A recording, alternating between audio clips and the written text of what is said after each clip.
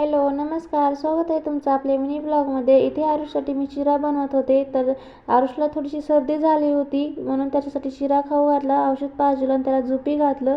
दुपारी माझं एक पार्सल आलं होतं, तेच आणायला मी खाली गेले होते.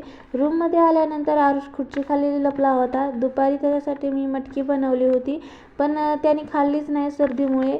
संध्याकाळी जेवणामध्ये काही सिंपल जेवण असं मला बनवायचं होतं, म्हणून वरण भात बनवायचं ठरवलं होतं. तर कुकरमध्ये ना इथे मुगाची आणि तुरीची मिक्स डाळ मी डब्याला लावून घेतली. एकीकडे भात आणि एकीकडे डाळ, असं केलं ना माझं लवकर स्वयंपाक होतं आणि लाईटली पण जेवण होतं. तर लगेच इकडे आमच्यासाठी वरण बनवून घेतलं आणि आरुषसाठी डाळ भात बनवला होता. तर आम्ही जेवण वगैरे करून घेतलं. आरुषला पण डाळ भात खाऊ घातलं. मी ते मटकी भिजू घातली होती, तिला मोड आली का नाही मी बघायसाठी काढली होती. तर थंड वातावरणामुळे तिला मोड काय आली नाही, ते ठेवून दिली.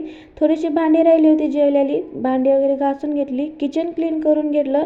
सकाळची सुरुवात खूप छान होती किचन क्लीन केल्यानंतर. आणि त्या पार्सलमध्ये आरुषच्या बाबांसाठी टिफिनचा बॉक्स होता. असा होता व्हिडिओ.